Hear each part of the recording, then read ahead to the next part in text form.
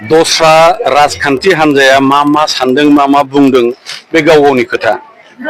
थोंजोङै जोंनिया इउपिपिएल राजखान्थि हान्जा मानव गेदेर प्रमद बर' जिबायदि रायजो राजानि जि मोनसे समर्थन अननाय मोजां मोननाय बाहागो लानाय नोंथांमोनहाबो नुदों जि मोनसे दोहौ फैबाय इउपिपिएल खौनो पुनर मानव गेदेर हाग्रामा महिलारि दा जिखिनि खोथा बुंबाय थादों बेनि खोथा बुंनाय खोथा बाथ्राफोरखौ नाखस खालामनो थाखाय नारगारनो थाखाय रायजो राजाफ्रा दिनैहाय बयबो ज' जाबाय मानव गेदेर प्रमद बर' बिथांखौनो आरोबाव फैगौ समनि थाखाय आरोबाव सिफ बानायनो थाखाय इतिमध्ये थांखि लाबाय आरो दिनैनि जि मेल मिटिं बे जि गामि गोथौआव जिखिनि रायजो राजाफ्रा फैदों बेवहाय सान्थालि बिदा फंबाय रायजो राजाफोरखौ जथेस्थ नुदों जाहा राभा बिदा फंबायफोरखौ नुदों बेवहाय बर' रायजो राजाफोराथ' जथेस्थ दङ बे जायगायावल' नङा प्रत्येक ब्लकआवनो प्रत्येक प्राइमारि लेभेलाव जिखिनि मिटिं जादों गिदिर फिसा बिराद मोनसे दोहौआ इउपिपिएल नि प्रति इतिमध्ये फैबाय आरो जोंहा मोनसे गोसोआव मोनसे फुल कनफिडेन्स जेखौ होनो फुरा गोसोआव जोंहा मोनसे गोरा जोंहा मोनसे फोथायनाय दिनै फैबाय गतिके सोर माबे राजखान्थि हान्जाया मा बुङो बे गावसिनि खोथा जोंहा बेखौ खोनासंनांगौ गैया नैबे खोथाया जाहैबाय हमनानै लादो जुदि 27 तारिखनि आसे पासेयाव कड अफ कन्डाक्टआ जुदि आरम्भ जायो आरो जोंहा दल हिसाबै बिजाथि एबा केन्डिडेटनि एनाउन्समेन्टआ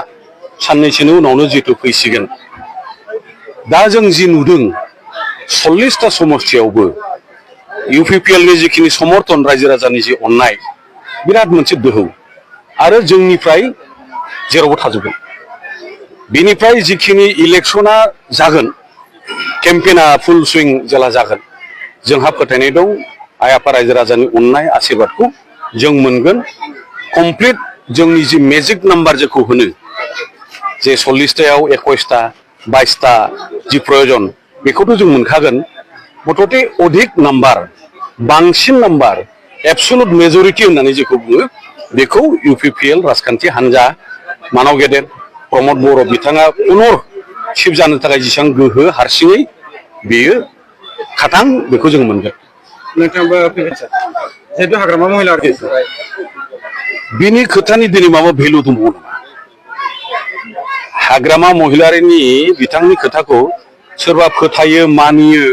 बा फसायबावो नामा सोरबा फसायथारला बे ओरैनो सोरखौबा थाट्टा होनाय थासिल्ल' खालामनाय बिनि खामानिया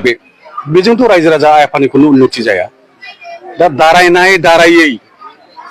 सिदा खोथा बिजाथि जानाय जायै बे गिदिर खोथा नङा दल हिसाबै जोंहा एबसुलुट मेजरिटि मोननांगौ जिहेतु एसे सिगाङाव बिबुंथियावबो बुंनाय जादों जे मोनसे सरकारा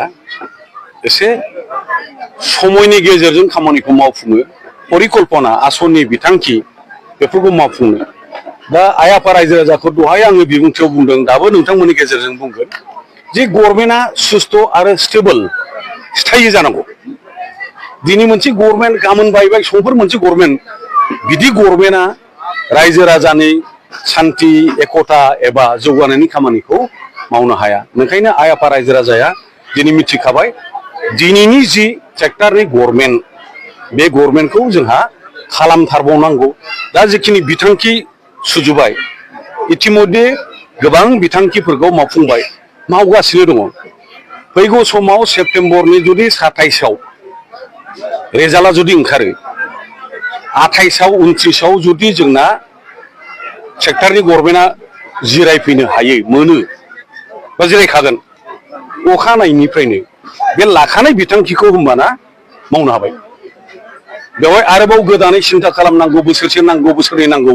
बोसोरथामसो सम लाबावगोन साननो परिकल्पना खालामनो बे खोथा फैला दा गोदान गभर्नमेन्ट फैगोन बेनि साननायाव बोसोरबा थांगोन ओंखायनो आइ आफा रायजो राजाया बे खोथाखौ निस्सय बुजियो बा बुजिनांगोन आं बेखौनो नोंथांमोननि गेजेरजों खावलायो जाहाथे जोंनि गभर्नमेन्टनि कन्टिनिउटि बे लागातार बे गभर्नमेन्टखौ जों जाहाथे गोजोर खालामनानै लांनो हायो।